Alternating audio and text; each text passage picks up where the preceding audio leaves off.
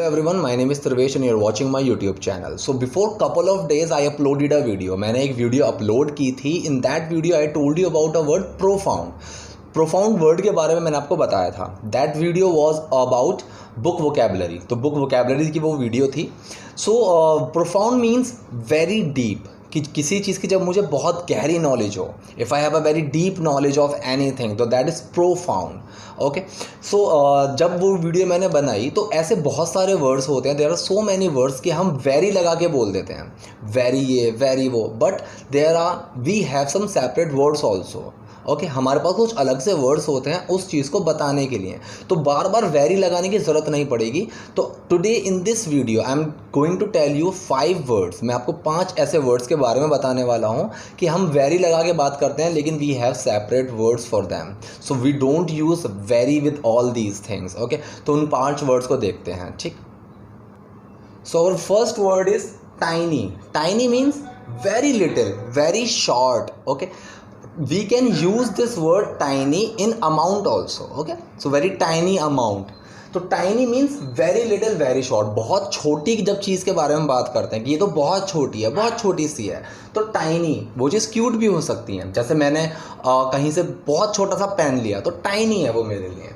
सो अगर मैं बोलूँगा दिस क्रैक इज़ टाइनी, ये जो क्रैक है आया है, ये जो निशान पड़ा है, जो चटक आई है, वो बहुत छोटी है. This crack is tiny. तो टाइनी का अब हमें यूज़ करना है when we are using this very little. So don't use very little, use tiny. और हाँ, एक चीज़ आप याद रखिएगा, we don't use very with these things. Okay, so tiny अपने आप में ही वेरी लेकर चल रहा है, तो वेरी टाइनी आपको लिखा हुआ मिल सकता है, लेकिन अगर आप उस चीज़ को सही तरीके से बोलना चाहते हैं तो मत बोलिए वेरी टाइनी, मत बोलिए, सिर्फ टाइनी बोलिए. ठीक है, दूसरा वर्ड देखते हैं. ब्राइट का मतलब क्या होता है? ब्राइट का मतलब होता है साफ. लेकिन अगर मैंने किसी चीज़ को इतना साफ किया कि वो चमकने लगा, उसमें से शाइनिंग आने लगी, ठीक है, तो हम यूज़ कर देते हैं very bright. If I have something which I have just cleaned so well, okay, so that thing is bit shining, so we use very bright. But अब हम वेरी ब्राइट की जगह क्या यूज़ करेंगे? Luminous. So we'll use this luminous. Okay, we don't use this very bright. Though this is also right, but we should use luminous. So I have the example. I love the luminous paint. ठीक है, मैं luminous paint जो है उसको पसंद करता हूँ. That glows in the dark, जो अंधेरे में चमकता है. तो ब्राइट मीन साफ. जब कोई चीज़ हल्की हल्की चमकने लगे, उसमें से शाइनिंग आने लगे, वो चीज़ इतनी साफ है तो हम उसको ल्यूमिनस बोलते हैं, कोई चीज़ चमकदार वाली. Okay, so anything is bit shining, it's very clear, so we can use this word luminous. Okay, so तीसरा वर्ड देखते हैं. So our third word is very exciting. So when anything is there which is very exciting, or I was very excited, तो जब मैं बहुत ज़्यादा excited मतलब उत्तेजक, ठीक है, तो ऐसी सिचुएशन को जब हम बताएंगे तो हम यूज़ करेंगे exhilarating.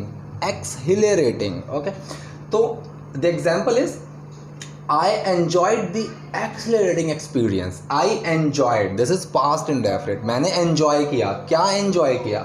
The exhilarating experience of swimming with the dolphins, कि डॉल्फिन्स के साथ तैरने का जो वो एक्सपीरियंस था मेरे लिए, वो एक्सेलरेटिंग एक्सपीरियंस था, मैंने उसको एन्जॉय किया. ठीक है, तो ये था हमारा तीसरा word. Instead of using very exciting we will use this word accelerating. तो अब आते हैं हमारे चौथे वर्ड पे. Okay, so our first word is swamped. Swamped means very busy. एक तो होता है busy. So busy means if I am little bit busy, okay, I am not, but there is a condition when I am so busy कि मैं इतना busy हूँ, मेरे पास कुछ टाइम नहीं है, मुझे कोई होश नहीं है, I don't have even the time to eat. Okay, so we'll use this word swamped. ठीक है, just look at the example. I have been swamped with phone call since morning.